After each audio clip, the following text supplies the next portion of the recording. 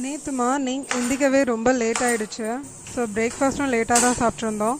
மதியம் லஞ்சுக்கு சிம்பிளாக கல்யாண வீட்டு ஸ்டைலில் வெண்டைக்காய் சாம்பாரும் அதுக்கு காம்பினேஷனாக பீட்ரூட் பொரியலும் தான் செஞ்சுருந்தேன். ஃபர்ஸ்ட் கடாயில் கடுகு பொரிஞ்சதும் வெந்தயமும் கருவேப்பிலையும் ஆட் பண்ணிக்கிட்டேன். அப்புறம் கொஞ்சம் பல்லாரி ஆட் பண்ணி நல்லா வதக்கிக்கிட்டேன். பல்லாரி நல்லா வதங்கினதும் கொஞ்சம் பெருங்காயமும் கூடவே தக்காளியும் சேர்த்து நல்லா வதக்கிக்கிட்டேன். சைடில் இன்னொரு பேனில் ஆயில் விட்டு கட் பண்ணி வச்சுருந்த வெண்டைக்காய் எல்லாத்தையும் சேர்த்து நல்லா வதக்கிக்கிட்டேன்.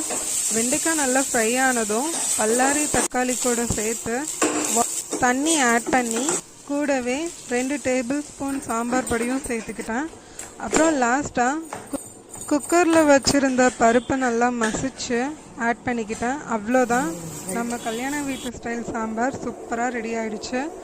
இது கூட பீட்ரூட் பொரியல் வச்சு நல்லா சாப்பிட்டாச்சு.